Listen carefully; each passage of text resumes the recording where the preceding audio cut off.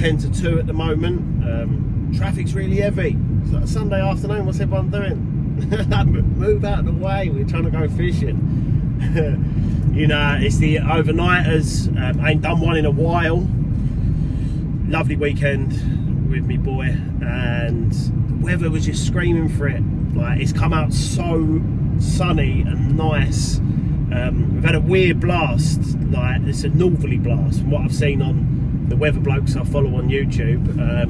It's come right down from the North Pole, and overnight it's been getting to like 6 degrees. So I think it's been, somewhere it was recorded anyway, as one of the coldest September nights. I know for Margate it was definitely one of the coldest September nights for a good few years. So whether that will have an effect on anything, I don't know. Well, I know it's going to have an effect on the condensation in the bivvy in the morning when I'm packing. But the sun is lovely at the moment. But you know, it's expecting it to get cold. It's that, I want to say it's late summer, but technically it is. But it's definitely had that autumn feel sort of past, especially the past sort of 5-6 days. But yeah, overnighter on the Syndicate. Hopefully we can get into the high bank swim as we like to on the overnighter. Pull the van straight up, unload, and then yeah, get some rods out. See if we can get a fish or two. Not holding any, what would you say, confidence, not holding any stock in what's been happening with my fishing lately. I have these weird up and down turns where, as you see, I think it was episode 3, land 8 fish, and then have hook pulls, I have blanks, I have this, I have that. So last time I was on the Syndicate it was warm, but it was really hard earned to get the fish that I lost. So we'll see. We've only recently joined this Syndicate sort of in mid-April. Yeah, it was mid-April. So we're not sure how it fishes sort of late summer, early autumn, and then through the winter as well. But we're going to find out, because we're going to be doing sessions on it. Might be a lake that turns off. I mean, the rainfall and all of that. So I'm hoping the water level's a bit up to what it was end of May, early June, because we did have a hot period there, and it did bring the water level of the lake down. So whether that had an effect or not, I'm not really too sure. But we'll see. It'd be nice to see it and see how it sort of, the lake sort of come on, and yeah, get some rods out. Nice evening under the stars, I think. I was thinking about not setting the bivvy up, but I know it's going to be cold, so I'm just not going to risk it. I think the bivvy will be going up, but the rods will be going out first. And yeah, stay tuned, guys, and we can run through it all as we always do. So yeah, the roads. Instead I move out of the way, I'm expecting just to zip down there, and it's been a nightmare. It really has been a nightmare. But going to be a quick one, because work in the morning, and you know, family commitments, all of that. So it's worth giving it a go. While there's a little bit of summer left, you've got to go for it, haven't you? So cheers, guys. Stay tuned. Hello, Carp, episode 10, and catch back up with you in a minute. Right, lads, as you can see, still a little bit of a mess going on here. These are the rigs. So size 4 onto an 18mm cell wafter. Size 4 again onto 2 14mm monster crab wafters, and then a size 6 on just the top taken off of that. That's a Pacific tuna 18mm cc more. So we'll go from there. 3 ounce leads, back leading, and that's the lake. And then we'll get some casting. I'm surprised how much the weed's still up, to be fair, but I suppose the temperature's still to maintain, so it's not going to die off just yet. What we're going to do is little PVA stringers there, just with some I think they are 16mm boilies. Just before, we're going to just dip them in the fish hydro liquid food, just for a little bit of attractant. Right, guys, and that's how the rig's looking all put together. So as we run through, just dipped in the liquid hydro onto a 3 ounce lead, tungsten anti-tangle tubing, and just pulled up like that into a rig clip system just for safety. First cast.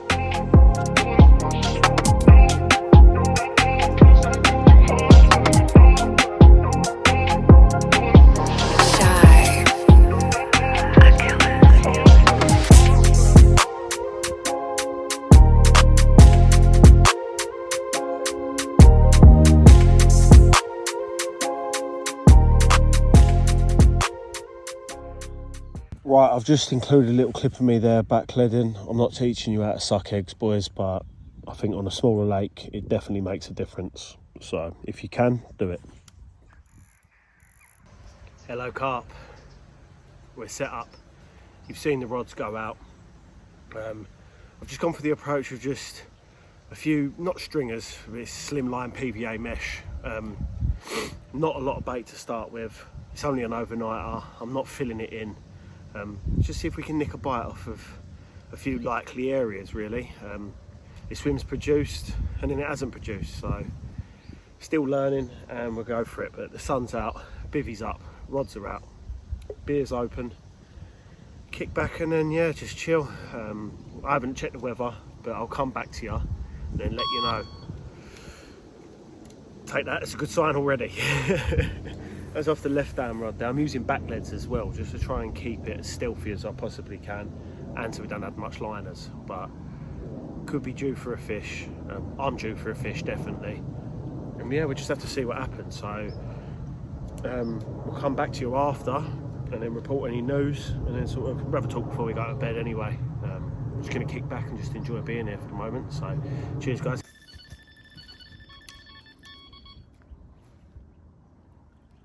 Right.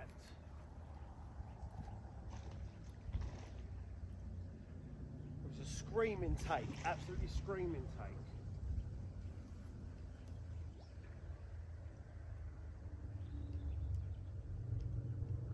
I haven't seen the fish yet.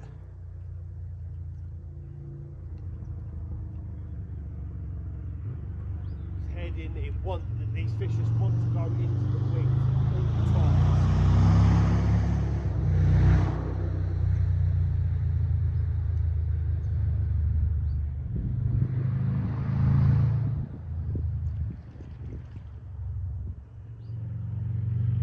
I don't think it's a bad fish, to be fair.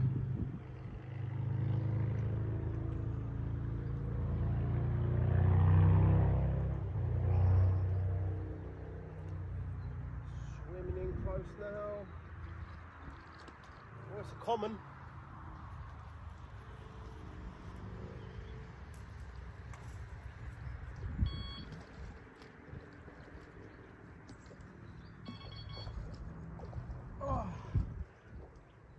In the net, boys. Right, as we can see here, sling zeroed up, so we're good to go.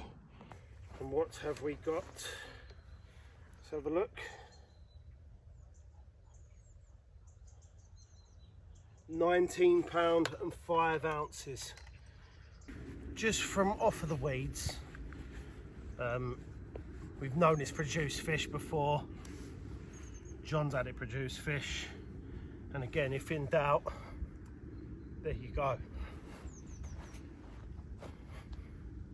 Stunning, boys. Lovely. This is a good fish. First of the session, I weren't expecting it because that's not off of a lot of bait at all.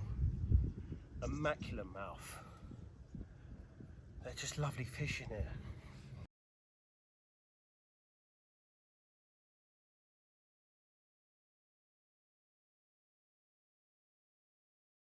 That rod, oh, sorry, it's not focusing. Right, that was the Cell Wafter that done that one. Lovely job. We've just made a little mesh bag there with just a bit of crumb and a bit of dust. Just to send her back out because there's a bait out there, so it's working.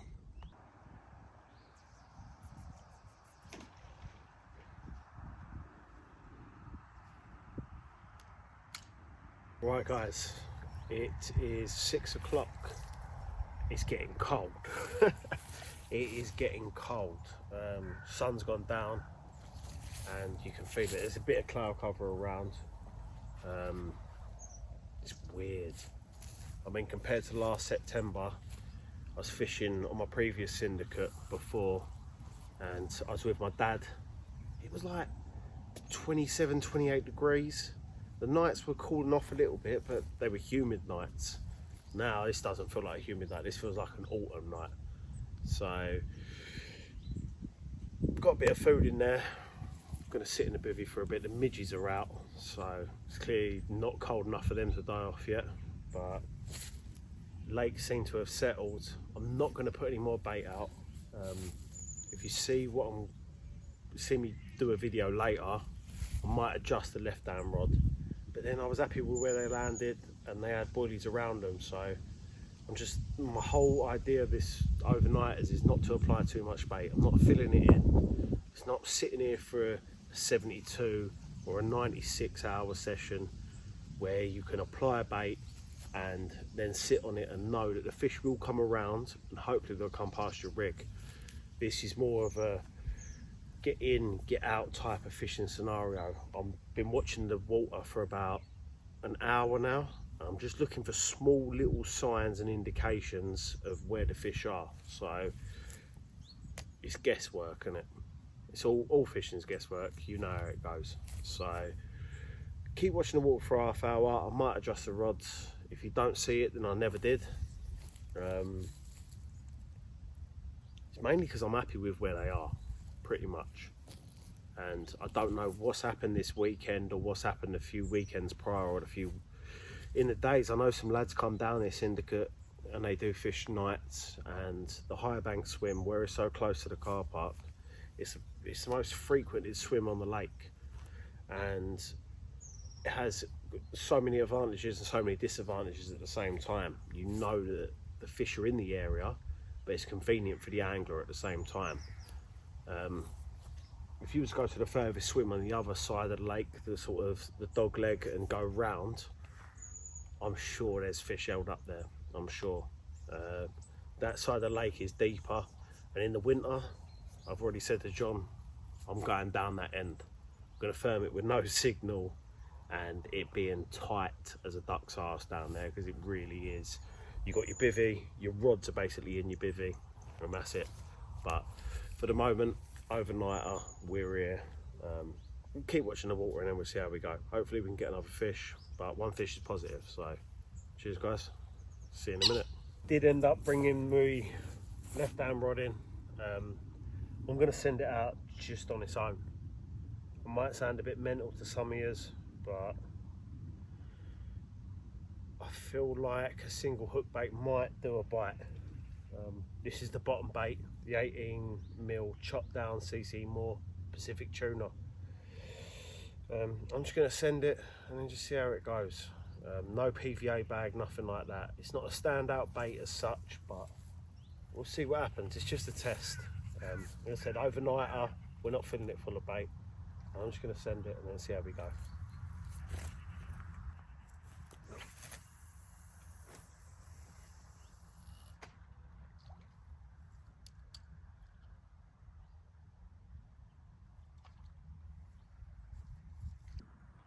Right, just looking at a few likely areas for the winter.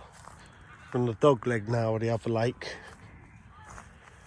Them pads do look good. There's definitely fish around here, 100%. I mean, this is the last swim on the lake. It's no man's land, basically. You're going to struggle to fish this lake. Here the lads have built a barbecue. Someone's definitely been fishing this swim. I suppose you could cast to the end there.